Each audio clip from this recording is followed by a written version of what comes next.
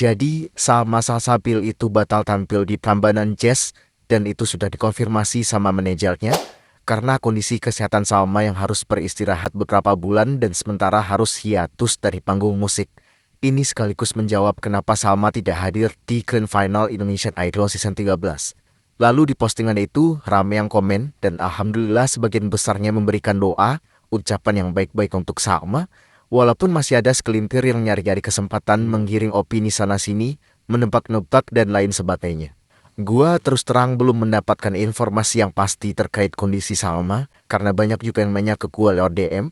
Ya Salma yang seperti kita tahu nggak pernah mau mengumbar apapun hal-hal yang sifatnya pribadi, dan itu benar, kita selama ini taunya Salma itu ceria, ketawa terus, tapi sakitnya dia, sedihnya dia, hal-hal sulit yang sedang terjadi pada diri dia itu kita nggak pernah tahu sama sekali gitu. Dia menyembunyikan itu semua dari kita. Sementara sebagian orang yang bahkan bukan siapa-siapa dengan tanpa rasa malu, selama ini terus mencecar Salma ini itu, seolah-olah Salma itu nggak ngerti apa-apa gitu. Terlepas dari apapun fakta yang sebenarnya, apakah Salma masih dalam recovery karena habis terkena tipes, atau sedang hamil anak pertama, dua-duanya butuh doa yang baik-baik. Kalau melihat kesibukan dia yang luar biasa di awal tahun kemarin, menikah, rilis album, wisuda dalam waktu yang berdekatan, rasanya dia memang butuh waktu recovery yang cukup panjang gitu loh. Kalau gue ditanya, gue justru akan lebih bahagia kalau Salma memang ternyata sedang hamil. Karena kalau dia sakit, berkepanjangan, wah gue udah nggak bisa lah kalau soal bayangin Salma sakit gitu. Gue nggak bisa.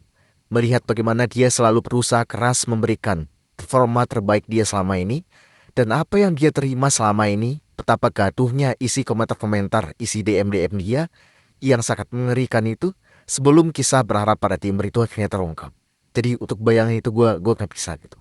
Gue tuh sekarang lagi sering-sering banget dengerin lagu Berharap Pada Timur, dan entah kenapa semakin didengerin, lagu itu kok semakin terdengar sedih gitu loh. Mungkin setelah ratusan kali gue dengerin, gue baru bisa merasakan betapa besar energi yang Salma tempatkan di lagu itu, betapa besar tekanan yang dia lepaskan di lagu itu.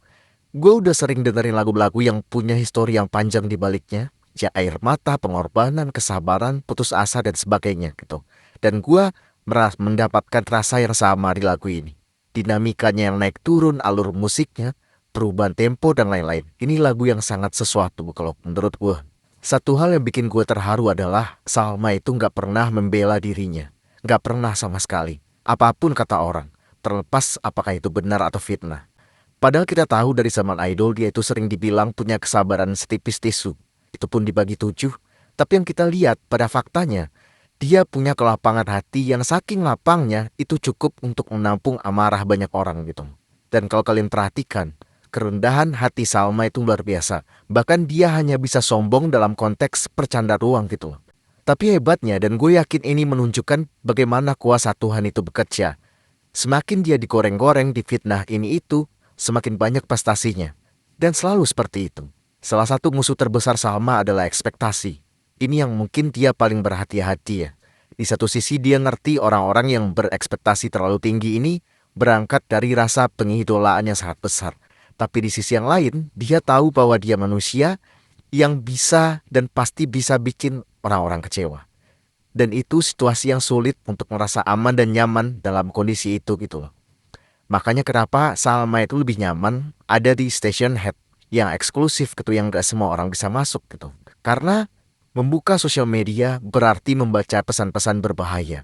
Dan Salma butuh itu untuk menjaga mental dan kewarasannya. Dia butuh untuk sejenak menjauh dari itu gitu. Terus terang, memasuki tahun ketiga gue ngikutin Salma, gue udah gak khawatir lagi sih. Karena dari semua serangan, dari semua usaha untuk menjatuhkan, Salma selalu keluar sebagai pemenang. Mungkin itu aja pengen gue sampaikan, karena selain membahas musikalitas Salma, gue juga merasa punya kewajiban untuk memberikan ketenangan buat Salman, karena dalam beberapa hari terakhir gue banyak banget di DM oleh Salman yang nanya kabar Salma kemana, kenapa Salma gak muncul-muncul, terutama mereka yang mungkin gak seaktif Salman yang lainnya ya. Mereka yang mungkin hanya main TikTok, jadi mereka gak tahu banyak tentang Salma. Dan gue merasa punya kewajiban untuk menenangkan mereka gitu. Setidaknya gue berusaha gitu. Dan seperti biasa buat teman-teman yang berkenan untuk mendukung atau mengapresiasi konten-konten gue, Boleh dengan mengirimkan donasi melalui link yang ada di profil, karena itu akan sangat membantu gue sebagai content creator.